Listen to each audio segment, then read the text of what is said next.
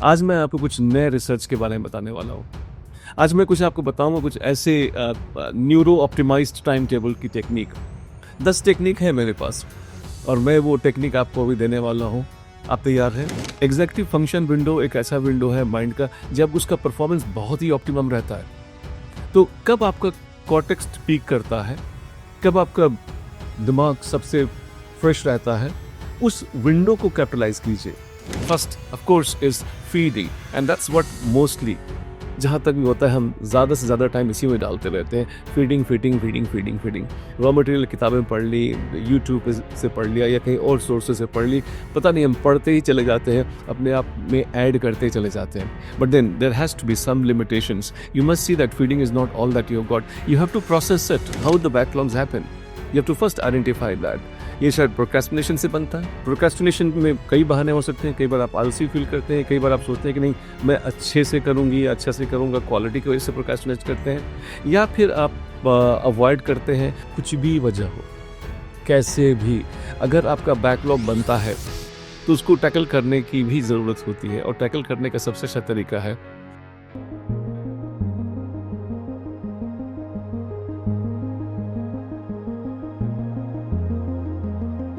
एक बार की बात है, मैं किसी इंटरेक्शन में था। टॉपर्स के इंटरेक्शंस होते हैं ना बहुत सारे इंस्टीट्यूट्स में। हमने भी एक ऐसा इंटरेक्शन ऑर्गेनाइज किया था।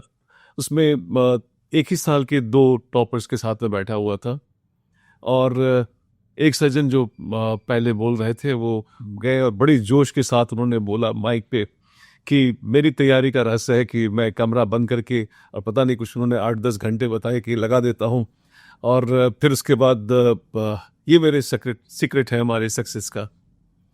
मेरे बगल में जो बैठे थे उन्होंने मेरे कान में कहा कि सर ये तो मैं कर ही नहीं सकता हूँ। सो बेसिकली दोनों ही आईएएस थे, उनके नाम मैं यहाँ नहीं बताना चाहूँगा। उसी साल के आईएएस थे और दोनों में एक ने कहा कि मैं इतने घंटे 10 घंटे 12 घंटे लगातार लगा करके पढ़ाई करता था, और एक कहते हैं कि मैं इतने घंटे कभी पढ़ ही नहीं सकता हूँ।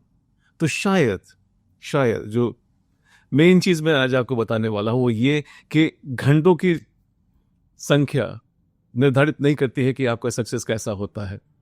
आई थिंक ये जो लोग थे जो काम कर रहे थे, कुछ शायद कुछ घंटों में करते थे, कुछ ज़्यादा घंटों में करते थे, लेकिन दोनों ने बहुत ही डिसिप्लिन फॉर्म में काम किया था एंड उन्होंने अपना सक्सेस बनाया एक ही साल में, which means you have to have something beyond the number of counting of hours।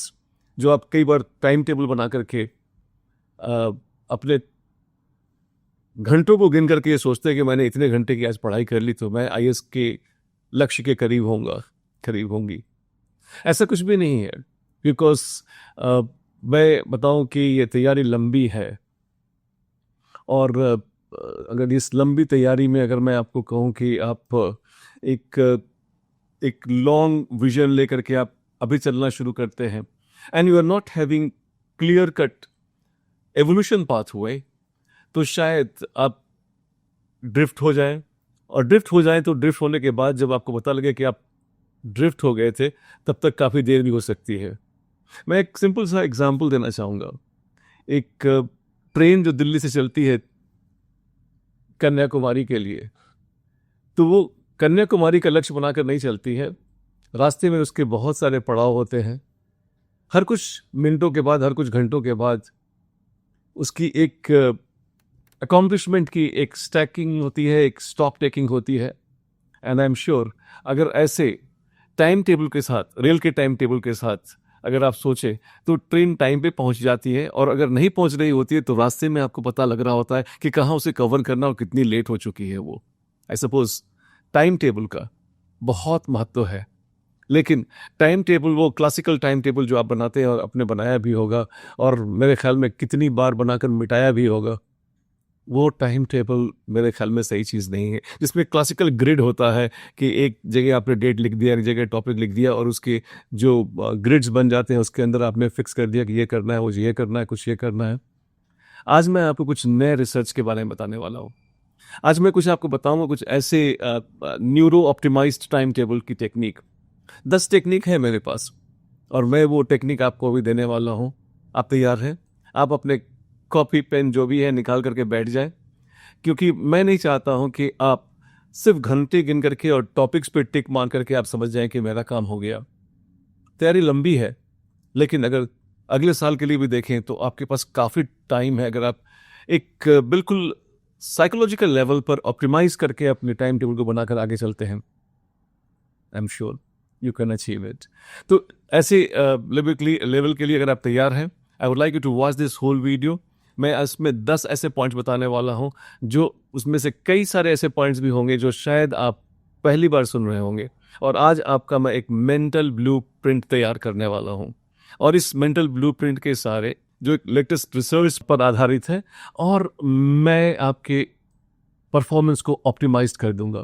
क्योंकि ऑप्टिमाइज परफॉर्मेंस, जैसे मैं 2 स्टूडेंट्स के बारे में बात कर रहा था, उनके डिसिप्लिन के बारे में बात कर रहा था, उन्होंने दोनों ने 1 साल में डिलीवर किया, दोनों के घंटे बहुत अलग अलग थे।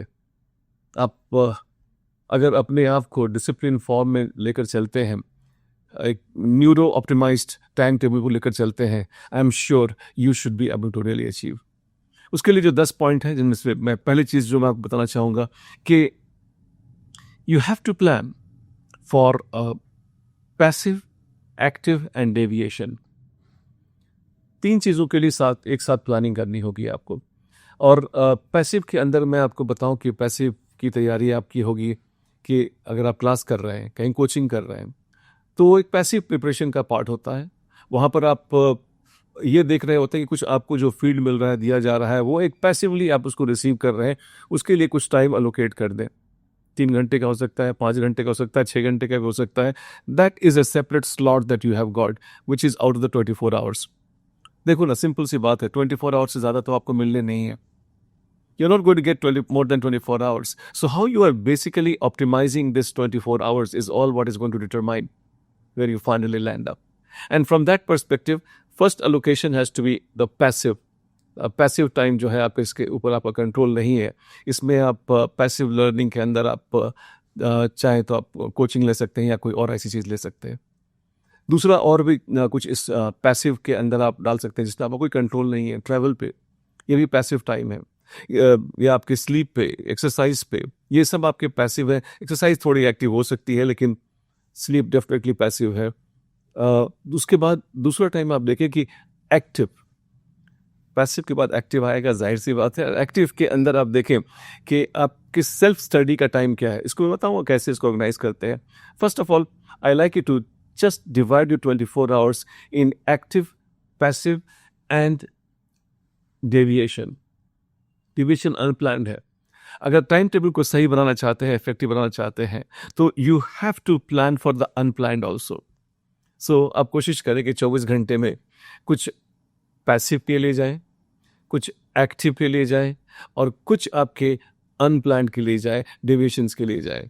और एक बार जब ऐसे बन जाता है, then you start working towards it, working around it. This is my point number 1। और सबका जिन्होंने जो भी सुन रहे हैं मुझे, सबका ये अलग अलग बनेगा। इसलिए मैं चाहूँगा कि आप स्मार्टली इसको ध्यान से सुन करके अपने अपने टाइम टेबल को अपने हिसाब से ऑर्गेनाइज करें। First of all, you have to divide this entire time. आप देखेंगे आपको एक्टिव कितना मिल करके आता है, सबसे ज़्यादा ज़रूरी है। फिर उसके बाद उस एक्टिव टाइम पे आपको कंट्रोल होता है, जिसके लिए आप टाइम टेबल बनाते हैं। नॉर्मली हम 24 घंटे का टाइम टेबल बना लेते हैं, लेकिन उसमें बहुत सारी चीज़ें आपके कंट्रोल में नहीं होती हैं। एक्टिव, पैसिव, अनप्लान्ड, 3 कैटेगरी में। दूसरा पॉइंट, 10 पॉइंट्स बताऊंगा मैं आपको। दूसरा पॉइंट, आप देखें कि आपके अंदर जो प्रोसेस है उसमें बैलेंस है कि नहीं। अगर मैं एक एग्जाम्पल ले लूँ एक मैन्युफैक्चरिंग यूनिट का, तो उसमें क्या रॉ मटेरियल फीड किया जाता है, उसमें प्रोसेसिंग होती है, फिर उसका प्रोडक्शन आता है, फिर उसकी मार्केटिंग होती है। I suppose you must be very clear कि जब आप अपने एक कैंडिडेट को तैयार कर रहे हैं, उसकी मार्केटिंग कर रहे हैं, उसको लेकर जा रहे हैं अपने एग्जामिनर के सामने, तो are you following all this possible steps और not. First of course is feeding, and that's what mostly, जहाँ तक भी होता है, हम ज़्यादा से ज़्यादा टाइम इसी में डालते रहते हैं। Feeding feeding feeding feeding feeding. Raw material किताबें पढ़ ली, यूट्यूब से पढ़ लिया या कहीं और सोर्सेज से पढ़ ली, पता नहीं, हम पढ़ते ही चले जाते हैं, अपने आप में ऐड करते ही चले जाते हैं। Feeding feeding. But then there has to be some limitations. You must see that feeding is not all that you've got. You have to process it. You have to process in the sense like you have to memorize it. You have to understand it. अगर feed कर दिया और उसको process नहीं किया, memorise नहीं किया, बेकार हो गया ना. तो I suppose feeding and processing दोनों टेक्निक आपको यूज करना. और तीसरी चीज है producing. Are you able to produce that? Are you able to really answer the questions which are being asked around that? बहुत ज़रूरी है. क्योंकि कई बार आपने फीड कर दिया है, प्रोसेस ठीक नहीं हुआ, तो एग्जामिनेशन में वो प्रोड्यूस नहीं हो रहा, आंसर के फॉर्म में बाहर नहीं आ रहा है. So one has to see that are you able to produce that also और not. And fourth, probably more importantly, is that are you in a position to market that effectively or not? Which means what? जो आप answer लिखते हैं उसमें वो quality है जिससे कोई एग्जामिनर अट्रैक्ट हो जाए, जिससे कोई सुनने वाला अट्रैक्ट हो जाए और आपको ऐसा मार्क्स दे दे जो आप खुश हो जाए. So I suppose when you're dividing time, you must be conscious of these 4 processes, that is feeding, processing, producing and marketing. ये चारों लेवल वे इसके लिए टाइम अलोकेट हो रहे हैं या नहीं हो रहे हैं. इसके बाद मैं एक बहुत ही टेक्निकल चीज़ बताने वाला हूँ. थर्ड चीज़, आप CLUs पर ध्यान दें. ये अभी मॉडर्न साइकोलॉजिस्ट इस पर बहुत काम कर रहे हैं, काफ़ी कुछ रिसर्च आ रहा है इस पर. कॉग्निटिव लोड यूनिट होती है. ये कॉग्निटिव लोड यूनिट जो है ये एक ऐसा टाइम है जिसके अंदर आपका जो प्रोडक्शन है माइंड का, मेंटल प्रोडक्शन जो है वो इफेक्टिव होता है. अब अलग अलग साइकोलॉजिस्ट हैं, उन्होंने अपने अपने हिसाब से बांट रखा है. मैं साइकोलॉजिस्ट नहीं हूँ, मैंने तो आप लोगों के साथ टाइम बिताया है. मैं आपको जानता हूँ, आपकी साइकोलॉजी को जानता हूँ. आपसे अगर पूछूँ तो एक बार आपकी जो कंसंट्रेशन है वो कितनी देर की रहती है, that is what CLU is all about. Cognitive load unit कितनी है आपकी, जो लोग बोलते हैं जनरली कि 90 मिनट्स की होती है, कुछ की 60 मिनट की हो सकती है, और मैं सरप्राइज नहीं होऊंगा कि वो 30 मिनट्स की यूनिट है. तो ऐसे CLUs की पहचान करें, कॉग्निटिव लोड यूनिट की पहचान करें और उस कॉग्निटिव लोड यूनिट के लिए टास्क को असाइन कर लें. Cognitive load unit CLU1, CLU2, CLU3, CLU4, जितने ही आपके यूनिट्स बन सकते हैं उसमें आप देखें. एंड ऑल्सो मेरे ख्याल में मैं चाहूँगा कि उसमें एक मुझे पसंद है ये एक इंटरलिविंग टेक्निक है. ये सारे वर्ड्स जो बोल रहा हूँ इनको रिसर्च करना, इनको ढूंढना, थोड़ा पढ़कर देखना कि हैं क्या चीज़ें.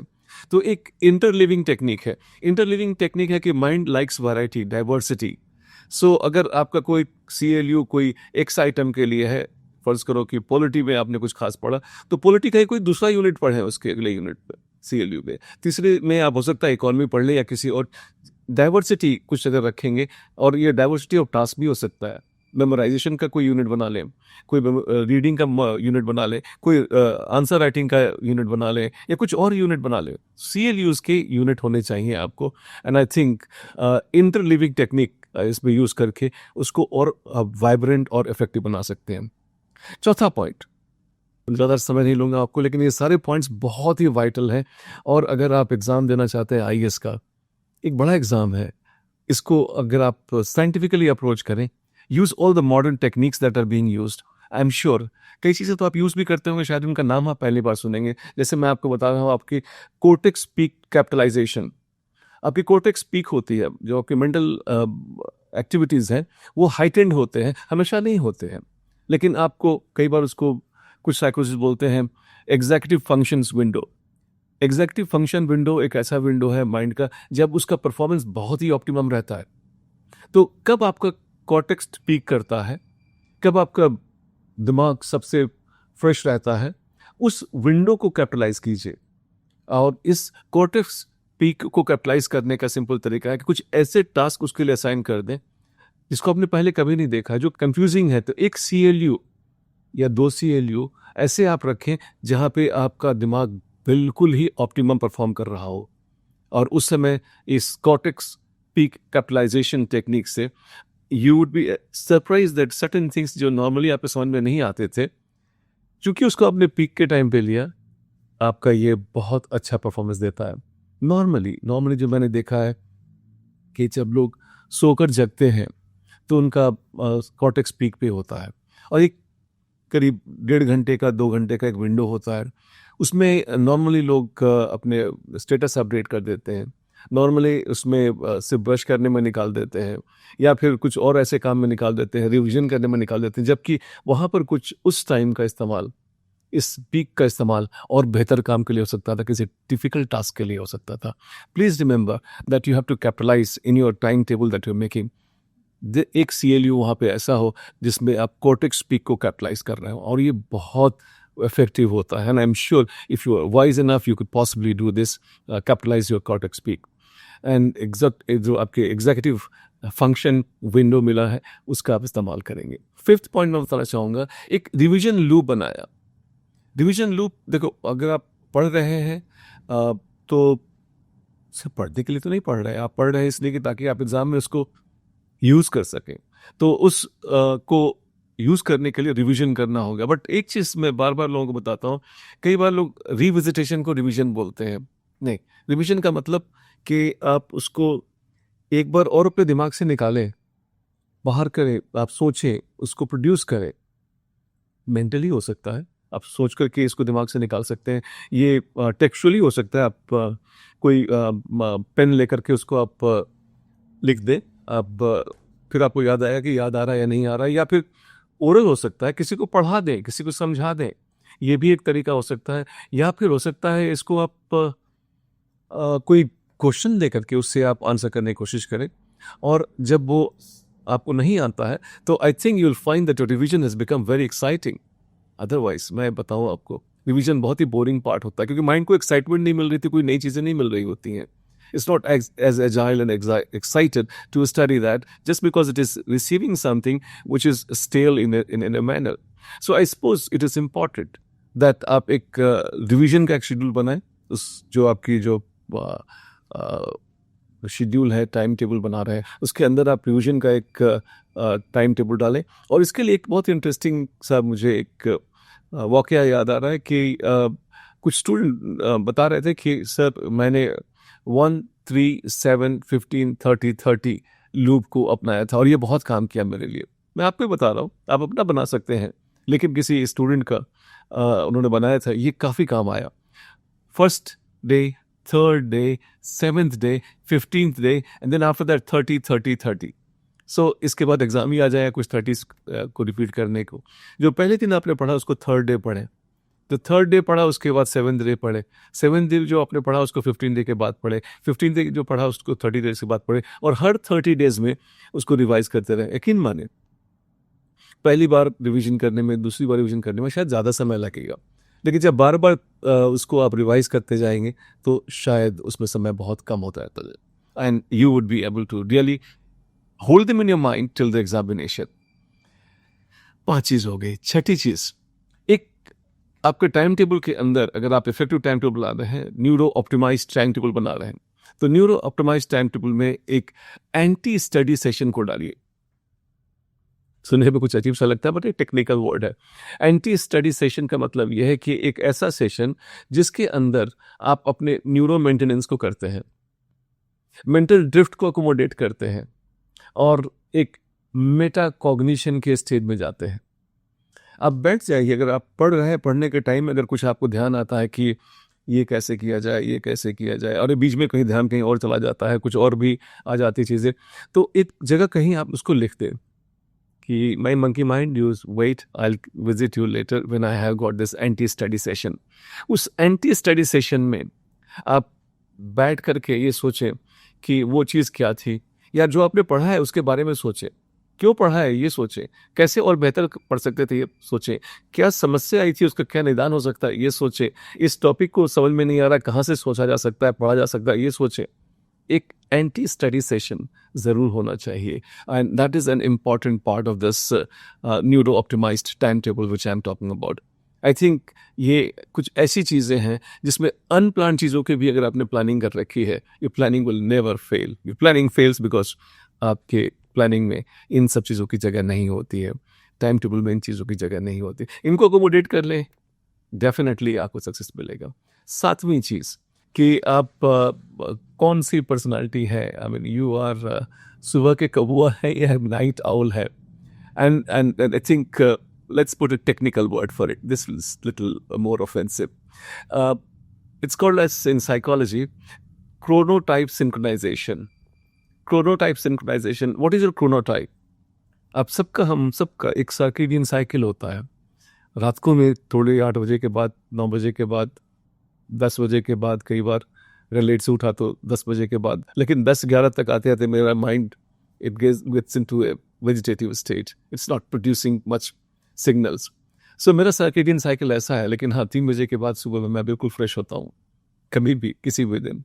So मैं ये बताना चाह रहा था कि हमारा एक सर्केडियन या स्लीप साइकिल का एक रिदम होता है, and that decides our PCPs, peak cognitive performance.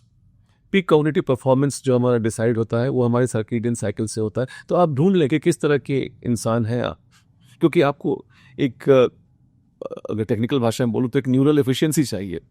आपकी न्यूरल एफिशिएंसी डिपेंड करता है कि आपका सर्केडियन रिदम क्या है. कुछ लोग हो सकता है सुबह में फ्रेश होते हैं, कुछ लोग रात में फ्रेश होते हैं. जब भी आप फ्रेश होते हैं, आई सपोज वहाँ पर कुछ ऐसे काम को रखिए जहाँ पर आपका जो हाई CLU वाले टास्क है वो डाले जाए वहाँ पे, and that would definitely give you much better performance that otherwise you would have imagined. I think so chronotype synchronization is another component that I would like to have in part of your timetable that you are making, neuro-optimized timetable you are making. इसके बाद देखो, मैं बार बार ये word use कर रहा है neuro optimise, because ये जो ग्रिड बना रखे हैं आपने कागज़ में, ये डिलीवर थोड़ी करते हैं. आपके टेबल, चेयर, ये इंटेंशंस डिलीवर नहीं करते हैं, आपके एक्शन डिलीवर करते हैं. और एक्शंस में अगर कोई देखें तो सबसे ज़्यादा एक्शन कोई सड़क पर जो लेबर कर रहा है काम, वो करता है. लेकिन हाँ, अगर उसने उसको न्यूरो ऑप्टिमाइज कर रखा है, I suppose the efficiency comes higher, and that's what I am here talking to you about this 10 points. 8th point now. 8th point में मैं बताऊंगा आपको एक हैबिट लूप स्टैकिंग का एक टेक्निक है. आप में से कुछ लोगों ने सुन रखा होगा हैबिट स्टैकिंग. हैबिट स्टैकिंग में क्या करते हैं कि अगर कोई चीज़ें आपका दिमाग बिल्कुल सहज रूप में कर रहा हो, उनके साथ कुछ चीज़ जोड़ देना. जैसे आपको फ़र्ज़ कर लीजिए कि 10 बजे रात को आप सो जाते हैं, तो आप अपने आप से वादा कर दें कि सोने से पहले मैं 2 आंसर लेकर सोना है मुझे. आपको 10 बजे एक कॉफ़ी पीने की एक तलब होती है, आप उसके साथ एक अटैच कर दें कॉफ़ी पीने के बाद मैं आधे घंटे रिवाइज करने वाला हूँ. I suppose whatever, if you want to get something done in a very natural way, I would like you to attach something to that, some task to that, कि इसके बाद मुझे ये करना है, एक्सरसाइज करने के बाद मुझे ये करना है, या इसके काम के बाद मुझे ये करना है. डेफिनेटली जो एक सहज रूप से आपकी हैबिट बन चुकी है, उसके साथ अगर इसको आप अटैच कर देते हैं तो ये काम भी आपका निकल पड़ता है. आई सपोज आपको जब अपनी टाइम टेबल बनाए तो उसमें ये इस टेक्निक का भी यूज़ कर सकते हैं. हैबिट स्टैकिंग को भी आप यूज़ कर सकते हैं. 9th चीज़ जो मेरे ख्याल में आप सबके लिए, बहुत सारे लोगों के लिए बहुत सारी समस्या रहती है, वो है बैकलॉग. टाइम टेबल में बैकलॉग हो जाएगा, हमेशा बैकलॉग होता है. कैसे ठीक करें? मैं सबसे पहले तो ये बताऊंगा आपको कि ये ढूंढ लें कि बैकलॉग आपका बनता क्यों है, कैसे बनता है, how the backlogs happen. You have to first identify that. ये शायद प्रोक्रेस्टिनेशन से बनता है. प्रोक्रेस्टिनेशन में कई बहाने हो सकते हैं. कई बार आप आलसी फील करते हैं, कई बार आप सोचते हैं कि नहीं मैं अच्छे से करूंगी या अच्छा से करूंगा, क्वालिटी की वजह से प्रोक्रेस्टिनेट करते हैं. या फिर आप अवॉइड करते हैं, ब्रशिंग अंडर द कारपेट करते हैं, आपके अंदर ऑस्ट्रिच मेंटालिटी है, या आपकी प्रायोरिटी गलत है. कुछ भी वजह हो, कैसे भी अगर आपका बैकलॉग बनता है तो उसको टैकल करने की भी ज़रूरत होती है. और टैकल करने का सबसे अच्छा तरीका है कि बैकलॉग वाले स्पॉट को कभी खाली मत होने दो. Never clear the backlog. That's what I always suggest, कि बैकलॉग अगर खाली नहीं करेंगे तो आपका बैकलॉग नहीं बनेगा. जो कुछ हुआ, जो नहीं हुआ उससे आगे निकल जाए. वैसे भी अगर आप एग्जामिनेशन में देखें तो आपको कितना स्कोर करना होता है, 100% की ज़रूरत नहीं है. कुछ छूटता है, छूटने दें. लेकिन अगर आप बैकलॉग को हमेशा क्लियर करते रहेंगे तो your mind would always be connected to the back. पीछे ही फंसा रहेगा आपका दिमाग, आप आगे नहीं सोच पाएंगे. And it is extremely important that you think to the future, think forward, think ahead, and that is what is where I would like that ये backlog की clearance के जनरेट में मत फंसे, हाथ गंदे हो जाएंगे. I suppose let there be something in the backlog, let them be there. अगर वो ज़रूरत रही इनकी तो जब रिविजन कर रहे होंगे तो उस समय वो निकल सकता है. एंड सपोज अगर आप बैकलॉग क्लियर करेंगे तो अपने माइंड को कभी भी एफिशिएंट नहीं बनने देंगे. माइंड कोएफिशिएंट बनाने के लिए ज़रूरी है कि बैकलॉग को क्लियर नहीं किया जाए। I hope it is clear. इसके अलावा 10 पॉइंट्स जो मैं आपको बताना चाहता हूँ, एक आपको देखो, आपको पॉजिटिव रीइंफोर्समेंट चाहिए होती है। Positive reinforcement is extremely vital, और पॉजिटिव रीइंफोर्समेंट आपको बड़े रिजल्ट के बाद मिलेगा, लेकिन तब तक आप वेट नहीं कर सकते हैं। You have to become your own cheerleader. So मैं यहाँ पे बताना चाहूँगा, एक अर्नड लीव कंसेप्ट है। You start earning leave, you start earning something which helps you to keep you motivated. So ये earned leave concept आप अपने टाइम टेबल पर लगा दें। अगर मैंने ये अचीव कर लिया तो इस बॉक्स में मैं ये करने वाला हूँ, जो कि आपको अच्छा लगता है। Maybe buying a movie ticket for yourself, giving yourself to read a fiction novel or whatever. I mean, whatever pleases you. Talk to my friend for 1 hour. So this concept also, अगर आप add कर लेते हैं, I'm sure that will definitely help you. तो चाहे ये आपकी planning के अंदर जो 10 पॉइंट मैंने बताया, अगर मैं दोबारा आपको रिवाइज कर दूँ इसको, एक चीज़ तो मैंने बताया कि आपको पैसिव और एक्टिव ड्यूरेशन के लिए, प्लान फॉर द अनप्लान के लिए टाइम टेबल बनाना होगा। इसके अलावा मैं चाहूँगा कि आप एक ध्यान रखें कि आप एक रॉ मटेरियल से लेकर के मार्केटिंग तक के स्टेजेस के लिए सबके लिए टाइम अलोकेट कर दें। इसके बाद मैंने बताया कि आप CLU पर ध्यान दें, और उस CLU के हिसाब से ही आप अपने टाइम को अलोकेट करें। इसके अलावा कॉर्टेक्स पीक की कैपिटलाइजेशन करें, उसको बर्बाद मत होने दें। They are very very powerful. इसके बाद मैंने बताया आपको एक रिविजन लूप का कंपोनेंट आपके इसमें optimised, neuro optimised time table होना चाहिए। इसके अलावा मैं चाहता हूँ कि आप थोड़े से एंटी स्टडी सेशन उनको भी इंकॉर्पोरेट करें। और इसके अलावा मैं चाहूँगा कि आप क्रोनोटाइप सिंक्रोनाइजेशन कर लें। क्रोनोटाइप सिंक्रोनाइजेशन का मतलब है कि आप देख लें कि आपका ऑप्टिमम परफॉर्मेंस कब आता है, सुबह आती है, रात को आता है।